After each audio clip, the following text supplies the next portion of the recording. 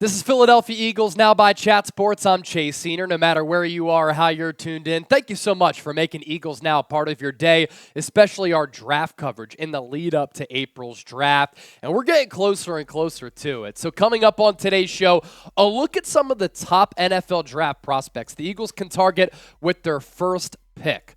Now, these are a lot of players who we haven't spent a lot of time talking about, but if you look at the channel, we've talked about a flurry of prospects. Just go back, watch it if you do want to get informed. And speaking of the draft, if you're excited for it, I want you to hit that thumbs up icon and like the video, man. When it comes down to the first night, the second day, the third day of the NFL draft, we'll be going live on Philadelphia Eagles Now, especially on night one of the draft, with right now picks at number 10 as well as number 30. Just some information here. I'm in Key West right now, so this is why we're doing all this draft content. Appreciate y'all for understanding. Your boy has to take a little bit of a vacation, but the work doesn't stop. That's why we're giving you this content. All right, top Eagles draft targets with their first pick. Let's take a look at Tyree Wilson here. This guy, the edge rusher out of Texas Tech, is an overall freak of an athlete. No guarantees he's going to last on the board for long, but we've seen so many surprises when it comes to the draft and players who can slide up into the top 5, slide up and be surprising selections in the top 10. Tyree Wilson is one of those players where he could be a top 5 guy. He could go top 10. I highly doubt he lasts beyond number 10. 61 tackles last year for the Red Raiders, 14 tackles for loss, 7 sacks, 1 forced fumble. When you watch this guy play, he gets off the line of scrimmage in a blink. That first step is very quick. And I mentioned that word earlier, twitchy. He really defines being a very twitchy athlete. And I do believe that's an important trait to have as an edge rusher, because you might lack that pass rushing arsenal in terms of your moves of getting around that offensive tackle. But if you have that speed element, sometimes you can win that one-on-one matchup and get to the quarterback. Wilson, though, does have a nice little array of pass moves. To cornerback now, Emmanuel Forbes. He has visited with the Philadelphia Eagles for a pre-draft visit. Mississippi State corner, also a really good athlete. Now, everybody in this draft class is talking about Christian Gonzalez. They're talking about Devin Witherspoon, Keely Ringo, a couple of other corners, sometimes Joey Porter Jr. It's Emmanuel Forbes who is on the outside looking in of that equation. But if teams in the pre-draft process really like Emmanuel Forbes, shoot, they might take him with the first-round pick and earlier than some of those other players. Now, there's also an opportunity that Emmanuel Forbes, given how quickly the corners go off the board, might be available for the Eagles at number 30, so this could be a play there as well. 46 tackles, 10 pass breakups last year, 6 interceptions, and this guy, big play ability. 3 touchdowns last year, as he always has the knack for making big plays on the football and kind of dissecting the quarterback's eyes a little bit. Little bit of a risk taker like a Trevon Diggs, but obviously that benefits the defense if it's able to manufacture turnovers. Asante Samuel was really the same way. If Asante Samuel was on an island and he had to make a tackle, it wasn't good for the Patriots or for the Philadelphia Eagles. But how many times did he make a game to flip a matchup on its head?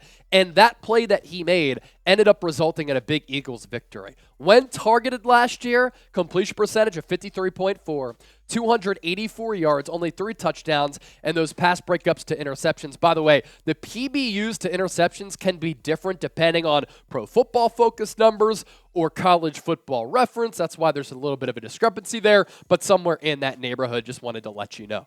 This is why you subscribe to us here on Philadelphia Eagles Now on our road to 50,000 subscribers, because we're giving you informative Eagles draft coverage, really great breakdowns on a lot of these prospects, mock drafts as well. So hit that subscribe button if you want daily shows on the Philadelphia Eagles. To edge rusher here, what's been the common theme of the 3 players that we're now hitting on as we throw Lukas Van Ness into the equation? Howie Roseman said from the NFL owners' meetings, we like to build our defense first at defensive line, and then we shift the corner. Well, Tyree Wilson, edge. Emmanuel Forbes, cornerback. Lukas Van Ness, edge rusher. I understand that he might not be freaky twitchy like a Tyree Wilson, but the production is really, really good. And I thought he had a rep against Peter Skoronski that's kind of went viral that was pretty impressive. Career stats for him, 70 tackles, 19 tackles for loss, 13 sacks in 26 games played. So basically a sack every other game. Pretty solid production there with one pass breakup. I would kind of put him in the category, if I'm going to make a comp here, of a Ryan Kerrigan, Chris Long type of player. I understand Chris Long went really high in the draft, but he was more of a pass rush guru, right? A guy who studied the craft of being a pass rusher and doesn't have that elite first step like a Hassan Reddick. Justin Smith is another one, the cowboy with the San Francisco 49ers, kind of in that same mold, even though Smith a little bit bigger than Lukas Van Ness, but this guy is a grinder. Trent Cole, another one of those players. Brandon Graham, another one of those players that by no means is, a specimen of an athlete, but with the bull rush, with the toughness, with the strength, they find their way to get after the opposing quarterback. So, with that, shout them out. Who do you think the Eagles will draft with their first selection in the 2023 NFL Draft? Let me know down in the comment section. Please share your thoughts. Next Eagles draft target here. Paris Johnson, another player who visited with Philadelphia in the pre-draft process. Offensive tackle out of Ohio State. Some might make the argument that he is the best tackle in this class. I thought it was pretty interesting that he did visit with Philadelphia. This was before Lane Johnson signed that contract extension and had that contract restructure. Lane has that deal through 2026. That's where it runs through as far as the year. But Paris Johnson, if you draft him to be a future tackle, he could play there at some point. But in the meantime, can he play a little guard? Can he play different places along that offensive line? Left guard, left tackle, right tackle? Yeah, it's a possibility. 2 sacks allowed last year for Ohio State in 13 games, 12 hurries, a Pro Football Focus run grade of 80.9. That's why the Eagles might be interested because in this offense, they do like to run the rock. PFF grades last year in those 13 matchups, 827 snaps, overall grade of 83.0. Pass blocking grade, still very, very good at 77.8. Run blocking grade, the aforementioned 80.9. Let's stick along the offensive line here. Peter Skoronski. Some people think that his arms are a little bit too short to play tackle. So if that's the case, he can play guard. But I always love offensive linemen who do have guard and tackle flexibility in a situation where you're trying to cut down a roster or you're trying to find the value of a player.